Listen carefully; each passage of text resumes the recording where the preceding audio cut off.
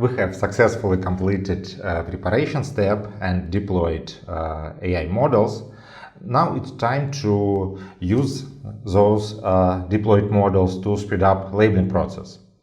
Let me show how to do that. Okay, we have 4 projects to work with in the section.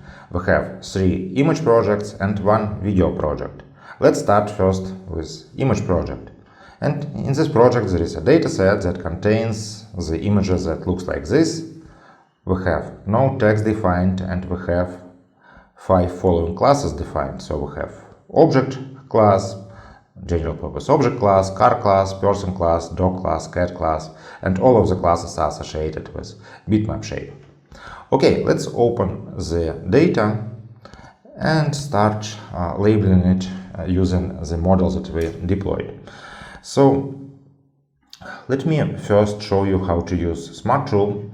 I will pick cat class here and I will zoom in and localize the cat like that.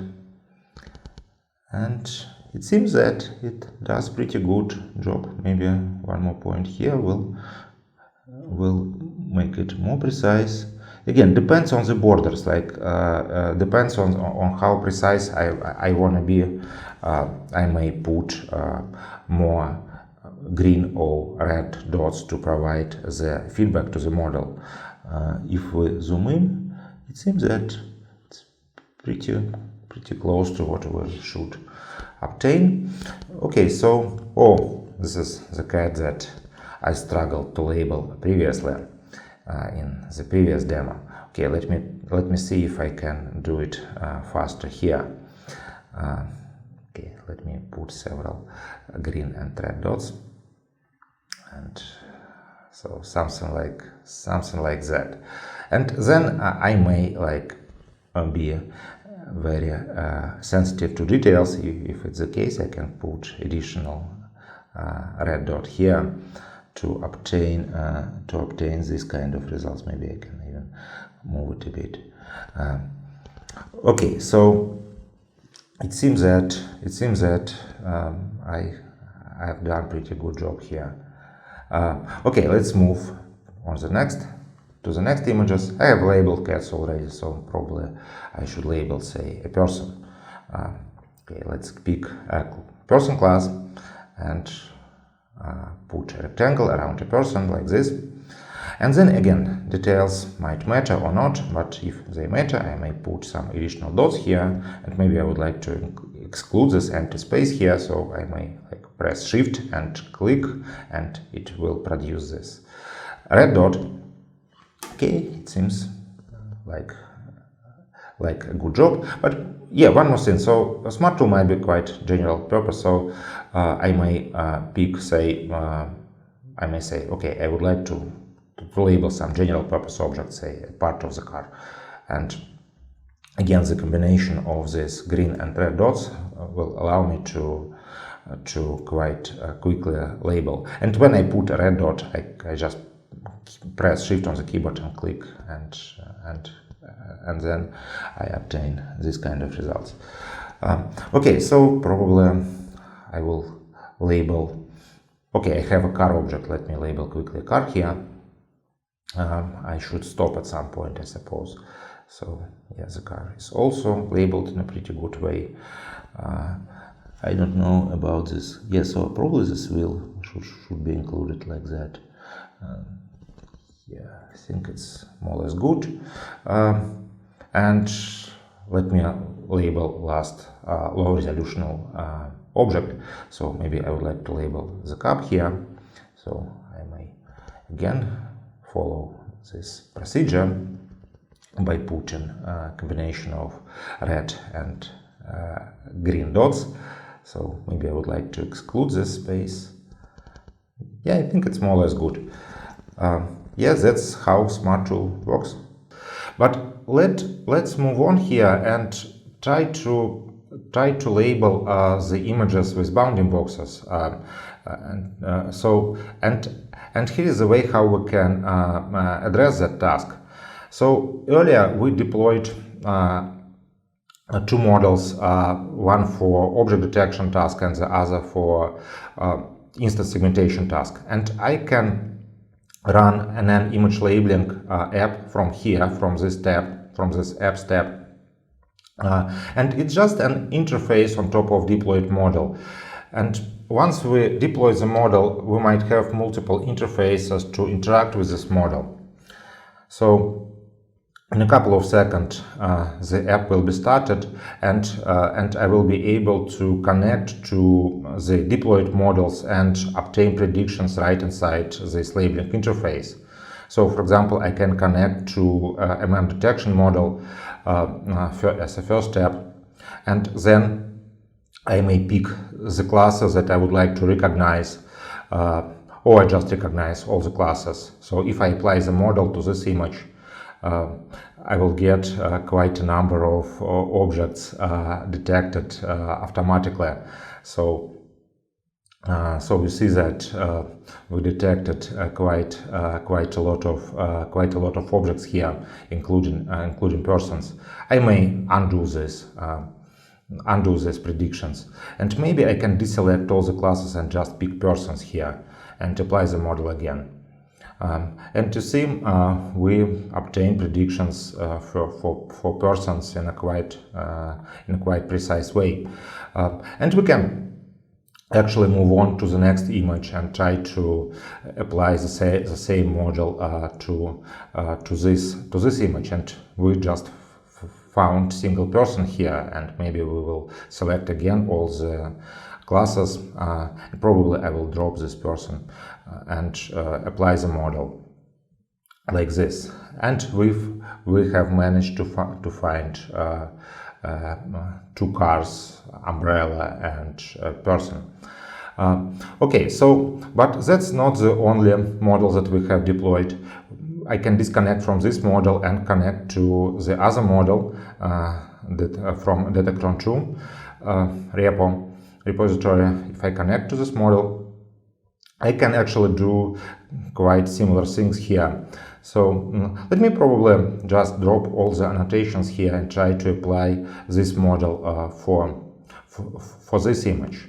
So and Detectron also finds these cars that are far away, as well as objects, person, object, umbrella, and so on. So you see that the predictions of these models are quite good. So just several more examples here. It doesn't find the dog. It's interesting.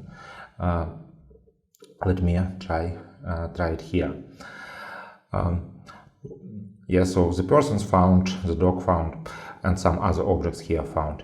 Okay, probably the question that you would like to ask: what if we don't want to apply this model to each image individually? Maybe we would like to take the entire project and apply the model to process all the images inside the project at once.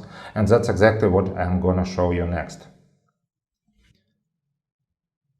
Okay, we have seen how we can use detection model and instance segmentation model right from labeling interface. And the next thing that I would like to show is that we can take these models and apply them on top of project to process all the images at once. So what I did, I actually dropped all the classes so that this project is empty. And the way for me to apply a model on top of a project is just to run an app from neural network section here, apply neural network to image project. Let me just run this app. So the app is started. And the first step, I have to connect to one of the models. So let me connect to detection model first. Again, it just it shows me all the classes that the model is capable of processing. Maybe I will just pick all the classes here. It also allows me to specify some settings, and it shows me the preview of the results, which we see that the results looks quite good. Let me probably just define the name for the target project. I will just call it, say, detection detection results, and just apply this model to all the images inside the project. And the app generates me a new project with the name that I have defined here. I can click right here, or alternatively, I could click on projects and see that this new project was generated. And if we open that, we will see how a model performed. So far so good as for me. Yeah, so it even managed to find the person inside the car. So a lot of objects here. Here the person is missed actually here. Okay. But we see that this by relying on pre-trained models, it might be a powerful way to speed up labeling process. Let me actually do one more step here and just do the same with instance segmentation models that we also deployed. So again, I will use this this unlabeled project with no classes defined, and I will apply and I will run actually the same app, apply neural network to image project app, and I will wait until it is initialized. So let me open it. And this time I will connect to Detectron True model, so that's instance segmentation model. Again, we see all the information about the model here, and probably I will also pick all the classes here, and I will leave all the settings as they were by default here. And we'll also see the example of predictions, actually quite good predictions, at least for cats. Okay, let me just probably define the name here and say that this is segmentation results. So that's the name of the project that will be generated once the app completes the processing of the images. And again, I can click right here to see the results, or I could go to projects and open this generated project. Okay, let's quickly examine how well the model performed the task. So those are the results that model has generated. Yeah, so it struggles to find the dog. Yeah, so for me the results are actually quite good. It's precise mask, actually, more or less precise mask here. And the mask here is also more or less precise. Okay, next topic. So far we have seen two labeling interfaces on top of object detection and instance segmentation model. So the first inference interface that we have seen was right-hand side labeling interface, when we process images one by one, and second inference interface that we have seen was on top of the project, when we have generated these two projects for instance segmentation model and object detection model respectively. What I would like to do next is to show you yet another inference interface on top of Smart Tool. So suppose that we have the following task. Suppose that we have a project with 6 images that looks like this. So we have lemons and kiwi fruits labeled with bounding boxes, and what we might want to do is to find a quick way to convert these bounding boxes into masks. And the app that I'm gonna show you next does exactly that. So let me go back and just run an app called Batch Smart Tool on top of this project. I like this example a lot because it illustrates how custom labeling interfaces and AI models might be combined. So I will keep the data in original order and connect to the Smart Tool, and also I will specify the pairing here. So maybe I will just make it about put here 20%. And what it allows to do, what this app allows to do, is to apply Smart Tool simultaneously to all the objects here. So for example, if I put a dot, the dot is replicated on all the objects that we see. And we can click Update the Mask to see how Smart Tool applied simultaneously to all the objects. So we see that results are quite good. Let's click Next Batch.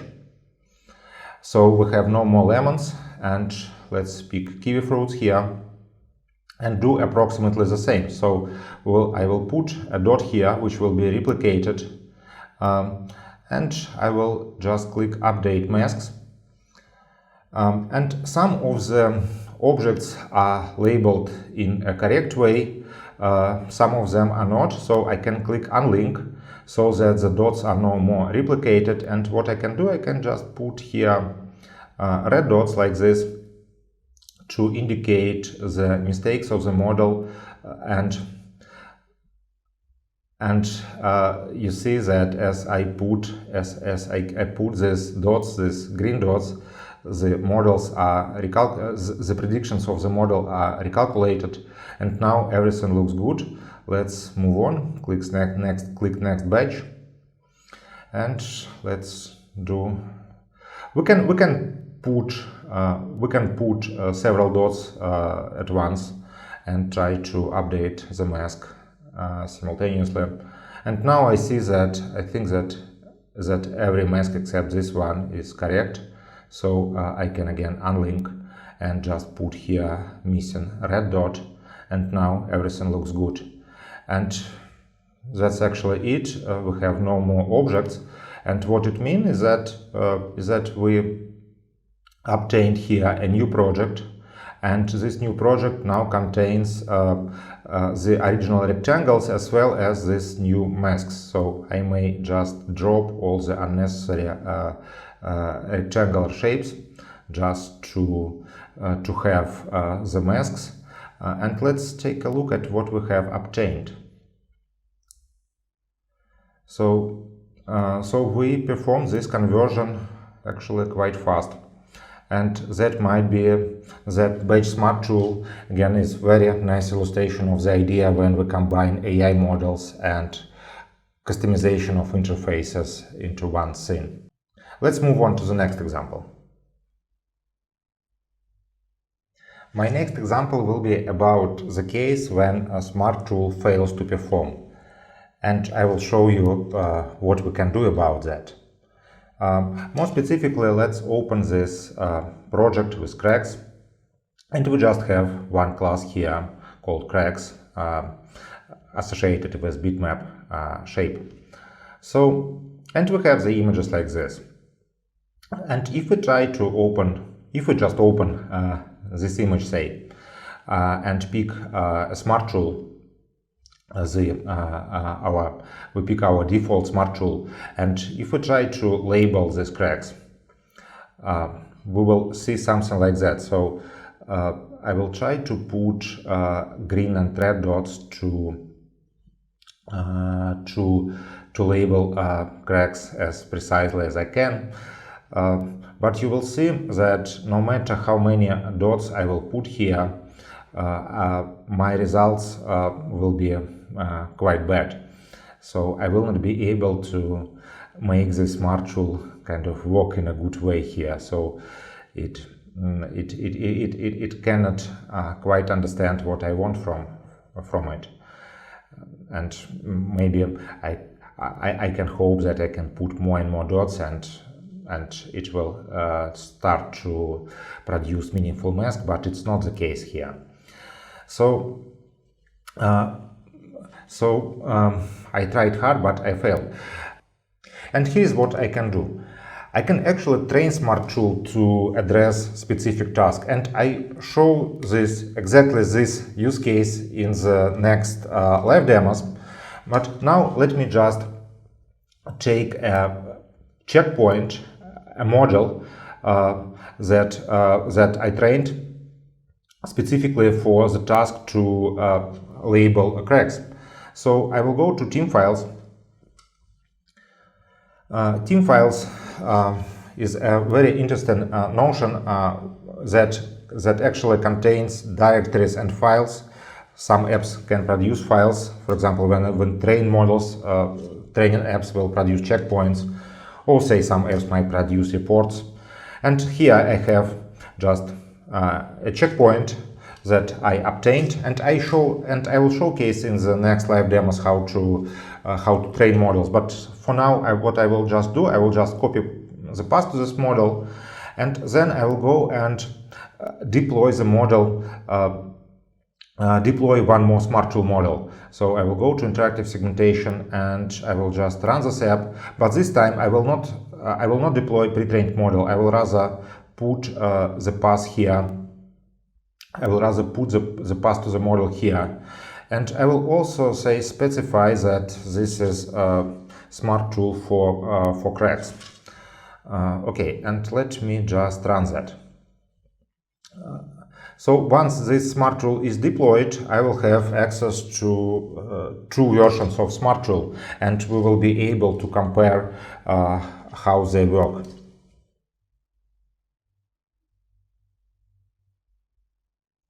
Okay, now the smart tool is deployed, and if I go back here and refresh the page, this is my previous attempt to label the cracks. Let me probably drop that. And here now in this list, what I will see is just 2 smart tools. So let me pick the one that we deployed and called cracks.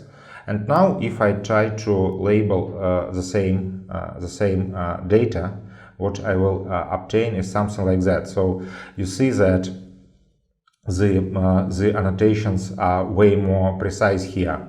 So I can even extend this grid even further, maybe even like that, and I get all the cracks labeled in this kind of fashion. Let me probably show you several more examples. So say I can label this one. So this is extremely illustrative. See that it works quite precise here. So the point here is that whenever we have complex objects like cracks, it's very beneficial to train models and to customize them to deal with the task at hand. Next, I will start showing you how we can use the same models actually to efficiently label videos. Let's